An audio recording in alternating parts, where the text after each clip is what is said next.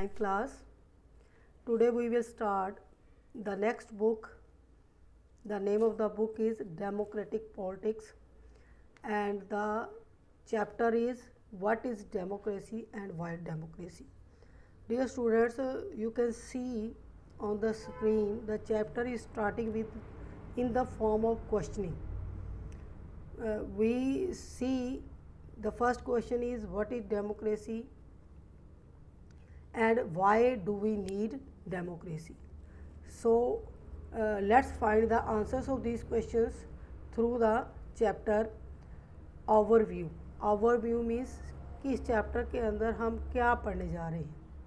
इस चैप्टर में हमें डेमोक्रेसी की फ़ीचर्स और डेमोक्रेसी की डेफिनेशन, ठीक है, step by step we will read out through the given example of this book, and we will easily compare the features of democratic country and the non-democratic. So let's start the reading of first topic, what is democracy. You have already read about different forms of government. बेटा democracy से पहले हमने बहुत सारी जो types of government है वो हमने रीड की थी प्रीवियस क्लासेस के अंदर. वहाँ पर हमने मोनार्की सिस्टम रीड किया था और may be single party system भी हमने रीड किया हो. तो इस टाइप की जो गवर्नमेंट थी वो डेमोक्रेसी से पहले थी, और इस सिस्टम से जो लोग थे वो खुश नहीं थे क्योंकि उनकी जो नीड्स थी और एस्पायरेशंस थी वो फुलफ़िल नहीं हो रही थी. मोनार्की सिस्टम में हमने देखा कि जो पावर है is in single handed. Ruler जो या किंग जो थे वो क्या थे, central authority of the power. वो अपनी पावर को कभी भी शेयर नहीं करते थे और उनकी विल ही पब्लिक की विल होती थी. यानी जो राजा कहता था प्रजा को वही मानना पड़ता था. अगर राजा बेनवोलेंट है तो वो क्या करेगा, पब्लिक वर्क्स करेगा. अगर जो किंग क्रूअल होता था, उसमें इनह्यूमैनिटी होती थी, तो वो क्या करता था, पब्लिक के लिए कोई काम नहीं करता था. लेकिन उनकी विश के ऊपर, उनकी विल के ऊपर ही डिपेंड करता था कि जो राजा है वो कैसा होगा. इसी तरह हमने रिपब्लिक फॉर्म्स ऑफ गवर्नमेंट पढ़ी हैं. महाजनपद हमने रीड किया है हमने 7th-6th क्लास में. तो वहाँ पर भी हमने क्या पढ़ा कि पब्लिक में जो मोस्ट पावरफुल होता था उसको जो है अपना हेड ऑफ द जो है रीजन, जो हेड ऑफ द किंग जो है उसका बना दिया जाता था. हेड को चुन लिया जाता था, किसको जो लड़ सकता हो या उनकी कम्युनिटी की जो है सेफ्टी कर सकता हो, तो ऐसे पावरफुल और यंगर पर्सन को जो है वो हेड बना देते थे. तो हमने बहुत जो है different forms of government read की हैं. लेकिन रिसेंट ईयर्स में डेमोक्रेसी जो वर्ड है वो एक ऐसा पॉपुलर वर्ड बन गया है कि मोस्टली जो पीपल्स हैं वो इसको पसंद करते हैं बेटा. लेकिन डेमोक्रेसी में कौन सी ऐसी चीज़ें हैं वो हमें पता तभी चलेगी जब हम कंपेयर करेंगे दूसरे कंट्रीज़ के साथ. क्योंकि इस चैप्टर के अंदर हम बहुत सारी केस स्टडी करेंगे जो खुद को कंट्री कहते हैं कि we are democratic. India is also a democratic country. But कौन सी ऐसी बातें हैं जिनके बिहाफ पर we can say these country are democratic. So let's start the topic. You have already read about the different forms of government on the basis of your understanding of democracy. So far mention a few examples, write down some common features of democratic government and non-democratic governments. तो इस chapter के अंदर हम जो different forms of government है उसको 2 types का पढ़ेंगे बेटा. एक तो डेमोक्रेटिक गवर्नमेंट और जिसमें दूसरी है नॉन डेमोक्रेटिक, यानी लोकतांत्रिक सरकारें और अलोकतांत्रिक. अब इनको किस बिहाफ पर हम डेमोक्रेटिक और नॉन डेमोक्रेटिक कह सकते हैं वो हमने लेसन के अंदर जानना है बेटा. तो आपने भी जो इम्पोर्टेंट लाइन्स हैं उनको मार्क करेंगे. यहाँ पर जो डिबेट थी वो हमने कल डिस्कस कर ली थी और इसकी एक सिंपल डेफिनेशन निकलती है उस डिबेट के बाद. इसमें क्या डेफिनेशन बनती है, ये नेक्स्ट जो है हम बोल्ड जो है हाईलाइट्स जो वर्ड्स हैं उनको रीड करेंगे। Democracy is a form of government in which the rulers are elected by the people. क्योंकि एक स्टेटमेंट अब्राहम लिंकन की हमने पढ़ी है, वो डेमोक्रेसी को कैसे डिफ़ाइन किया उन्होंने कि democracy is a government whose representative elected by the people for the people and of the people. तो यहाँ पर एक डेफिनेशन निकल कर आती है जो डिबेट होती है क्लासरूम के अंदर कि डेमोक्रेसी जो है एक टाइप की गवर्नमेंट है जहाँ पर जो रूलर्स हैं वो वहाँ के लोगों द्वारा ही इलेक्ट होते हैं। तो ऐसा कौन सा सिस्टम है, पीपल्स के पास कौन सी पावर है जो अपने लिए अपने ही रूलर्स होती हैं जो उनके ऊपर जो है रूल करते हैं बेटा। This is useful starting point. अब इस डेफिनेशन को आप फर्स्ट फीचर काउंट करोगे कि डेमोक्रेसी की फर्स्ट फीचर जो है वो क्या है। It is a form of government in which the rulers are elected by the people. अब इसको हम कैसे प्रूव करेंगे कि जो रूलर्स हैं वो किसके द्वारा इलेक्टेड होते हैं बेटा, पीपल्स के द्वारा। This is a useful starting point. This definition allow us to separate democracy form of government that are clearly not democratic. इस बिहार पर हम कंपेयर करेंगे कि किस कंट्री में जो रूलर्स हैं वो फेयरली इलेक्टेड होते हैं और ऐसी कौन सी कंट्री है जिसमें डेमोक्रेसी है, वोटिंग सिस्टम भी है, लोगों के पास पावर भी है, लेकिन जो रूलर्स हैं वो अपने बिहार पर चुनकर सत्ता में कैसे आते हैं। तो इसका जो फर्स्ट एग्जांपल है हम म्यांमार का पढ़ेंगे। Myanmar means Burma. म्यांमार हमारी नेबरिंग कंट्री है बेटा। इसका हम एग्जांपल पढ़ेंगे और इस फीचर को प्रूव करेंगे इसके अंदर कि जो आर्मी रूलर्स हैं म्यांमार के वो are not elected by the people. वहाँ पर आज भी बेटा इन प्रेजेंट टाइम वहाँ पर आर्मी रूल है, वहाँ पर सेना जो है वो शासन करती है बेटा। Those who happen to be in control by the army became the rulers of the country. क्या होता है इसमें बेटा, those who happen to be in control, mostly जो एडमिनिस्ट्रेटिव सिस्टम है वो किसके कंट्रोल में, अंडर द मिलिट्री। और उसी में से ही जो रूलर्स बनकर आते हैं, यानी कि मिलिट्री के लोग ही रूल कर रहे हैं कंट्री के ऊपर। पीपल हैड नो से इन दिस डिसीजंस। जो आम लोग हैं वो डिसीज़न मेकर नहीं हैं, ठीक है। डेमोक्रेसी की फुल में क्या आती है फीचर कि जो डिसीजंस है taken by the representative on the behalf of the people. But यहाँ क्या है कि पीपल्स को कोई राइट नहीं है कि वो डिसीजंस के मामले में इंटरफेयर करें बेटा। तो डिक्टेटर्स लाइक पिनोशे, ये फर्स्ट चैप्टर के कुछ एग्जांपल्स है जो हमारे सिलेबस से कट हो चुका है बेटा। पिनोशे जो है वो चिले का एक लीडर था, वो लोगों द्वारा नहीं चुना गया था। This also applies to monarchy system था, यानी कि उसकी सिंगल पावर थी। मैंने अभी पहले डिस्कस किया कि सिंगल पर्सन के हाथ में पावर, आज हम उसको किंग नहीं कहते। तो वहाँ पर जो रूलर है पिनोशे, चिले के अंदर की बात है ये। Chile is a country of South America. वहाँ पर जो डिक्टेटर्स हैं यानी कि जो शासक हैं, रूलर्स हैं, वो इलेक्टेड नहीं है लोगों के द्वारा। This applies to monarchy system. Kings of Saudi Arabia rule not because the people have chosen them to do so, but because they happen to be born in to the royal family. अब Saudi Arab जो है Asian country है, वहाँ पर आज भी king rule है बेटा और हायरार्की सिस्टम है, यानी कि जो राजा है उसके जो डिसेंडेंट है वही जो है गद्दी पर बैठते हैं, राजा बनते हैं बेटा। तो सऊदी अरब जो है सिस्टम वहाँ पर रॉयल फैमिली का जो चल रहा है वहाँ पर। This simple definition is not adequate. It remind us that democracy is peoples rule, but if we use this definition in an unthinking manner, we would end up calling almost every government that holds an election a democracy. अब हम simple definition में जो पहले हमने feature पढ़ी है, तो इसका मतलब यही है कि लोग जो हैं वोट कास्ट करते हैं और अपनी गवर्नमेंट को इलेक्ट करते हैं, और ये हम सोचते हैं कि ये डेमोक्रेसी है। लेकिन ऐसा नहीं है।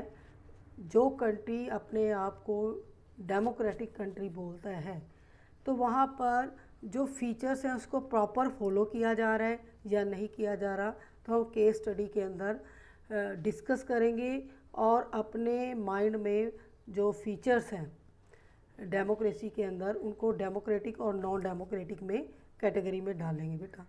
तो यहाँ पर यही बात कही गई है कि अगर रूलर्स इलेक्टेड हैं बाय द पीपल, वो फिर भी डेमोक्रेटिक नहीं है। क्या मतलब है उसका? That would be very misleading, as we shall find out in chapter 3। Every government in contemporary words want to be called a democracy. Chapter 3 के अंदर जो है इसको आगे डिटेल में पढ़ाया है कि कंटेम्प्रेरी वर्ड, जो समकालीन संसार है, वर्ड है, उसके अंदर मोस्टली कंट्रीज़ जो है वो अपने आप को वो क्या बोलते हैं? Democratic. Even if it is not so, बल्कि जबकि उसमें ऐसा कुछ डेमोक्रेटिक नहीं है, वहाँ पीपल्स की कुछ इंटरफेरेंस नहीं है। That is why we need to carefully distinguish between a government that is a democracy and one that pretend to be one. तो हमें बड़ा केयरफुली इस चैप्टर के थ्रू जब हम एग्जाम्पल्स पढ़ेंगे तो हम डिस्टिंग्विश कर सकते हैं between the democratic and non democratic country. We can do so by understanding that each word in this definition carefully. जो ईच वर्ड है हम उसको अंडरस्टैंड करेंगे and spelling out the features of a democratic government. तो बेटा इस chapter में आपको पजल होने की ज़रूरत नहीं है, सिंपल एक डेमोक्रेटिक कंट्री की फीचर्स पढ़नी है हमने, ठीक है, जो पब्लिक की फेवर में है और अकॉर्डिंग टू पब्लिक है, वो सारी फीचर्स जो है वो डेमोक्रेटिक कंट्री में आ जाती है। और जो लोगों के विरुद्ध है, और उसमें चाहे वो गवर्नमेंट हो, डेमोक्रेटिक गवर्नमेंट हो, या सिंगल पार्टी सिस्टम हो, या वन लीडर सिस्टम हो, ठीक है, तो उसमें अगर वो अकॉर्डिंग टू जो है पब्लिक नहीं चल रहा रूलर, तो चाहे वो डेमोक्रेटिक कंट्री ही क्यों ना हो, तो क्या बन जाएगा? डिक्टेटर। ठीक है, तो हमने वॉच करना है और केयरफुली जो डेफिनेशंस एग्जांपल के थ्रू हमें क्लियर की गई हैं उसको समझना है, और इसकी एक अपनी जो है हम डेफिनेशन बना सकते हैं बेटा। अब फर्स्ट व्हाट इज़ डेमोक्रेसी में फ़ीचर्स आ जाती हैं बेटा। जो डार्क लाइंस आएंगी वो सारी फीचर्स है, और हमने कोई जो 5 फीचर्स है उसको नोट करना है। इस जो बुक में आपके टेक्सचुअल क्वेश्चन नहीं है, मोस्टली जितने भी क्वेश्चन बनेंगे वो इंटरनल क्वेश्चन बनेंगे। टेक्सचुअल क्वेश्चन जैसे आपके दूसरी बुक्स के अंदर है, वहाँ यहाँ पर ऐसा कुछ नहीं है। तो हमने जो है क्वेश्चन फर्स्ट बनेगा हमारा, what is democracy and describe the feature of democracy. तो we have started with a simple definition that democracy is a form of government in which the rulers are elected by the people.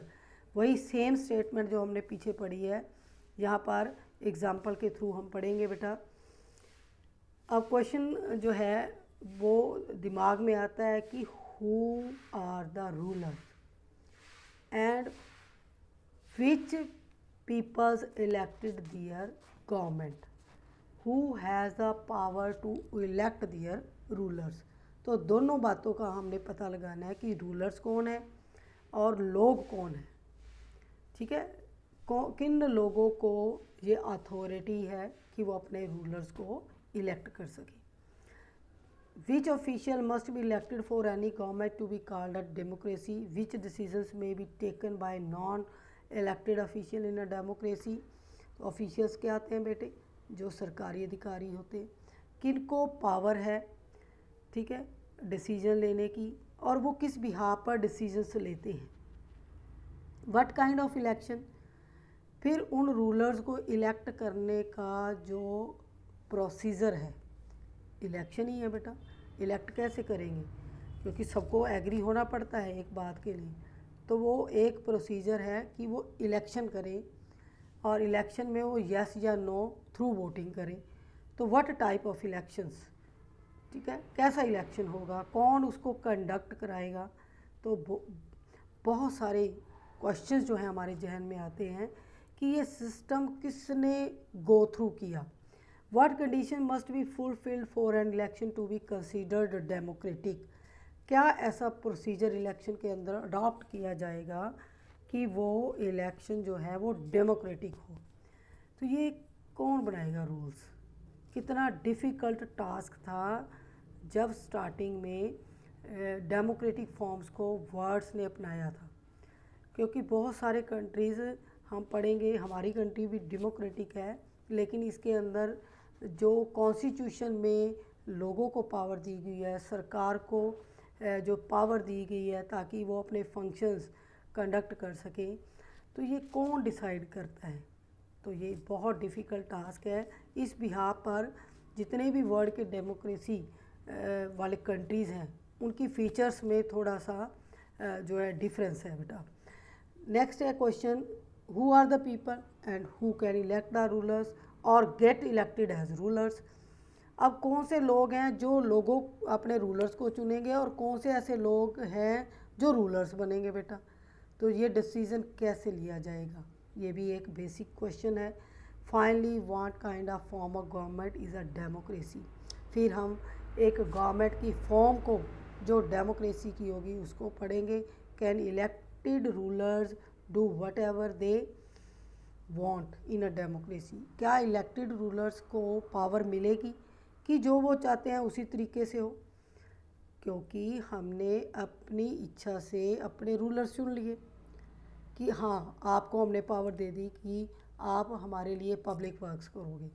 अब उनको check out कौन करेगा, क्योंकि एक बार power मिल गई तो वो अपनी पावर को मिसयूज़ भी कर सकते हैं और उसको पब्लिक के लिए भी जो है पावर को यूज़ कर सकते हैं। तो इसको चेक आउट कौन करेगा, कौन उनको भी कंट्रोल करेगा, क्योंकि जो रूलर है वो अपनी इच्छा जो है अपनी माइंड से वो पॉलिसीज़ बनाएगा, डिसीजन लेगा। वो डिसीजन क्या पब्लिक के लिए अच्छे होंगे, तो इसको कौन चेक करेगा, उसके ऊपर भी कोई पावर बना दी है। तो ये डेमोक्रेसी कोई इजी वर्ड नहीं है। स्टार्टिंग में बोला गया कि इसके बहुत ज़्यादा डीप मीनिंग है और डिफरेंट डिफरेंट फीचर्स हैं, और उन बिहार पर हम फाइंड आउट करेंगे डेमोक्रेसी और नॉन डेमोक्रेसी के अंदर बेटा। और must democracy government function with some limits. क्या उनकी जो फंक्शंस है, जो उनको पावर दे दी है कि वो ये काम करेंगे, पब्लिक के सारे जो वर्क है, उनकी जो नीड है, उनकी जो फ्यूचर एस्पायरेशंस है उनको फुलफ़िल करेंगे, तो उनको पावर दे दी। अब उनकी पावर को लिमिट कौन करेगा। It is necessary for a democracy to respect some rights to the citizens. क्योंकि ये ज़रूरी है, जब हम डेमोक्रेसी कहते हैं तो उसमें डेमोस मीन्स क्या होता है बेटा, पीपल, उनकी वैल्यू हो। तो these are some questions, let's find the answers of these questions during the chapter. Major decisions by elected leaders. तो major decisions by elected rulers, इस बिहार पर हम एक केस स्टडी करेंगे। अपने नेबरिंग कंट्री है पाकिस्तान कि हम कहते हैं कि डेमोक्रेसी में इलेक्टेड रूलर्स, जिनको लोगों ने इलेक्ट किया है, उनको पावर दे दी कि you are the decision maker, law maker, ठीक है। तो वो क्या अपनी पावर को उसकी लिमिट के अंदर ही यूज़ करेंगे, ठीक है, या अपनी विल को आगे रख के वो डिसीजंस लेंगे। तो थ्रू एग्जांपल हम इसको स्टडी करेंगे। In Pakistan general Pervez Musharraf led a military coup in October 1999। Pakistan में बेटा मोस्टली जो पावर है, चाहे वो 2002 से एक डेमोक्रेटिक बन गया है कंट्री, लेकिन फिर भी जो मिलिट्री की इंटरफेरेंस बहुत ज़्यादा है।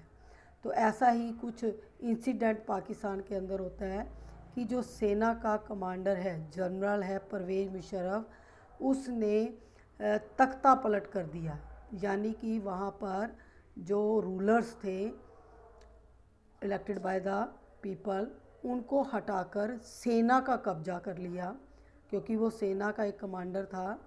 और सेना ने धावा बोल दिया पार्लियामेंट के ऊपर और वहाँ पर मिलिट्री कूप बोलते हैं इसको बेटा।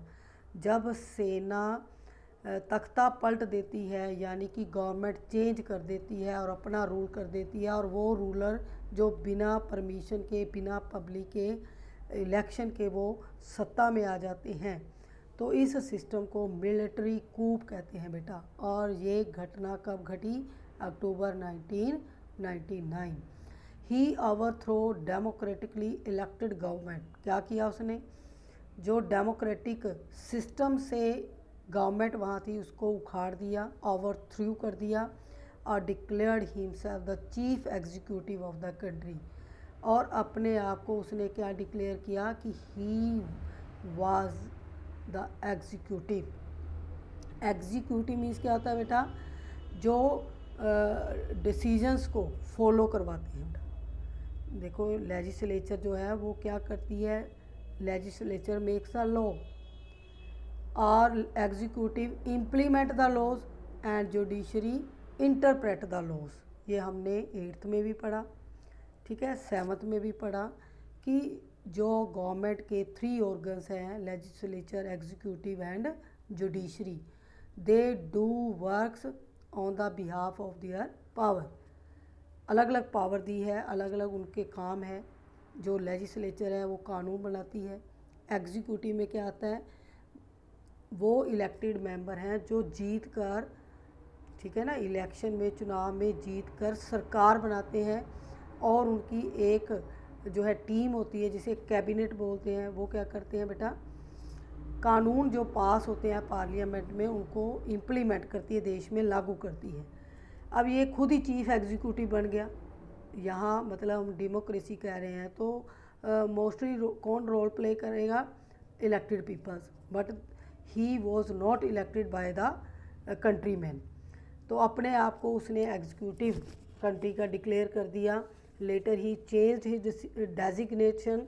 अब उसने बाद में अपनी डेजिग्नेशन भी चेंज कर दी, यानी कि जो अपना पावर थी उसको बढ़ा लिया और ख़ुद को डिक्लेयर किया ही was the president of Pakistan. और इट इंसिडेंट हेल्ड इन 2002। फिर उसके बाद उसने एक रेफरेंडम करवाया इन द कंट्री और अपनी पावर्स को उसने बढ़ा लिया और अपना जो टाइम पीरियड था उसकी भी एक्सटेंशन कर ली। रेफरेंडम भी एक टाइप का बेटे इलेक्शन होता है। हम इलेक्शन, आपने देखा होगा आपके सामने इलेक्शन जब होते हैं तो लोग जाते हैं, एक कॉन्स्टिट्यूएंट असेंबली होती है, जो है वहाँ पर जाते हैं, जो वोट कास्ट करके अपनी वोट जो है किसी की फेवर में डाल देते हैं, ठीक है। ये तो एक सिस्टम है डेमोक्रेसी का। लेकिन रेफरेंडम क्या होता है? ऑन द स्पॉट पब्लिक से किसी भी डिसीजन के लिए येस और नो करवाना, कि आपने सिर्फ येस और नो औरली करना है।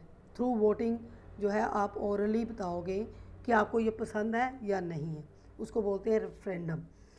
वहाँ पर उसने रेफरेंडम कराया और अपने आप को प्रेसिडेंट जो है डेजिग्नेट कर दिया 2002 में, और अपना जो टाइम पीरियड था कंट्री के ऊपर 5 ईयर्स जो है बढ़ा लिया अपने आप ही, बिना इलेक्शन के। क्यों ऐसा पॉसिबल हुआ? क्योंकि पार्लियामेंट के अंदर मोस्टली जब वो प्रेसिडेंट अपने आप को उसने डिक्लेयर किया, मिलिट्री कूप किया, तो जो उसके कहने में थे मिलिट्री जो बाकी मेंबर्स थे उनको पार्लियामेंट के अंदर सीट दे दी।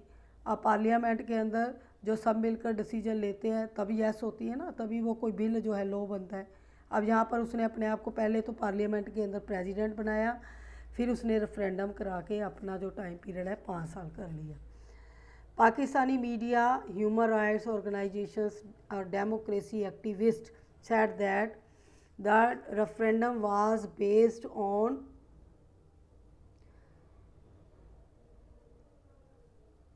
जो उसने रेफरेंडम कराया तो उसका विरोध जो है किसने किया? पाकिस्तानी मीडिया ने, ह्यूमन राइट्स जो मानवाधिकार वाले थे उन्होंने, और जो एक्टिविस्ट थे। एक्टिविस्ट क्या होते हैं? ये भी सोशल रिफॉर्मर टाइप ही होते हैं बेटे, जो डेमोक्रेसी के अंदर जब गलत होता है तो उसको अपोज करते हैं, उसका विरोध करते हैं। यहाँ पर आप एक कार्टून देख रहे हो, ये सीरिया का कार्टून है। सीरिया में डेमोक्रेसी नहीं है, एशियन कंट्री है ये, और वहाँ पर एक बाथ पार्टी है, मतलब जैसे हमारे यहाँ पर बीजेपी है या कांग्रेस है, तो वहाँ पर भी एक बाथ पार्टी है। और उसने बहुत छोटी छोटी पार्टियों को मिलाकर अपनी एक बड़ी पार्टी बना ली है। और वो क्या करते हैं भाई, दूसरी पार्टीज़ को आगे नहीं आने देते।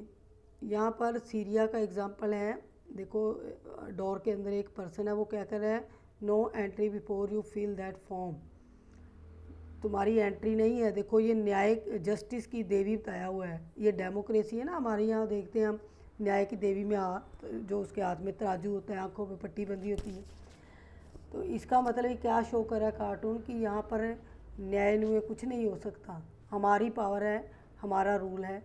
तो यहाँ कहते हैं कि एंट्री अगर करो, पहले फॉर्म भरो, become a member in all bath parties, is that clear, कि पहले मेंबर बनो इस पार्टी का, फिर आपको एंट्री होगी बेटा। धक्का ही है ये। तो जब फोर्सफुली कुछ करवाते हैं तो वो डेमोक्रेटिक फॉर्म में नहीं आता। अब पाकिस्तान में जब जनरल परवेज मुशर्रफ ने मिलिट्री कॉप किया, अपने आप को प्रेसिडेंट डिक्लेयर किया, पावर्स बढ़ा ली, तो उसका विरोध वहाँ के जो बुद्धिजीवी थे, इंटेलेक्चुअल थे, उन्होंने किया। और उन्होंने पब्लिक्स को अवेयर किया माल प्रैक्टिसेस क्या होता है, धोखाधड़ी, फ्रॉड, कि इस फ्रॉड का जो जानकारी है, अवेयरनेस है, लोगों के अंदर तक लोगों को बताई। और अगस्त 2002 में क्या हुआ, he issued a legal framework order, उसने एक ऐसा कानून बनाया जिसका नाम रखा legal framework order, that amended the constitution of Pakistan. According to this order the president can dismiss the national and provincial assemblies. Full power जो है उसने अपने हाथ में ले ली, क्योंकि he was the president of that time. उसने नेशनल और प्रोविंशियल जो सेंट्रल गवर्नमेंट थी और स्टेट गवर्नमेंट थी, उन असेंबलीज़ को डिसमिस कर दिया, डिसॉल्व कर दिया, ठीक है, उनसे सारी पावर्स ले ली। The work of the civilian cabinet is supervised by national security council, underline करें इसको।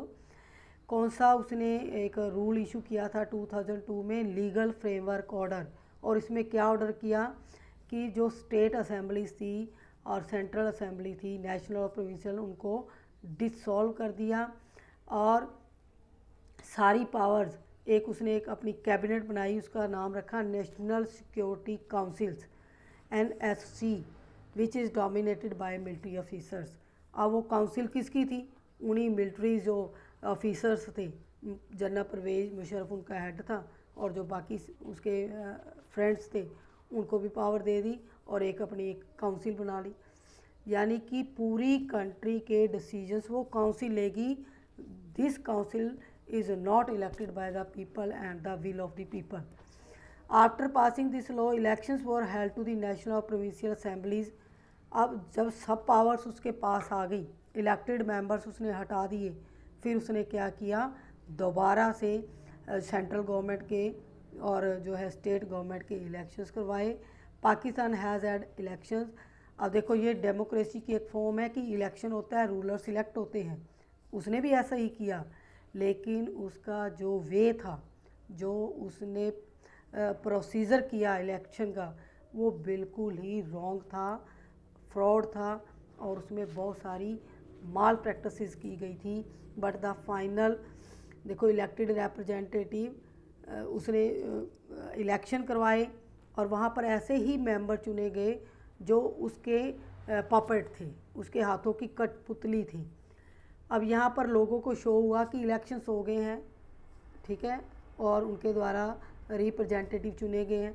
अब लोगों को ये नहीं पता कि जो उनके एरिया में जो रिप्रेजेंटेटिव खड़ा है वो मिलिट्री ही ऑफिसर है। अब ऐसे करके उसने जो पावर्स थी अपने जो है मिलिट्री ऑफिसर्स के अंदर ही डिस्ट्रीब्यूट कर दी, और एक इलेक्टेड जो है कॉन्स्टिट्यूएंट असेंबली बन गई। But the final power rested with military officers general Pervez Musharraf.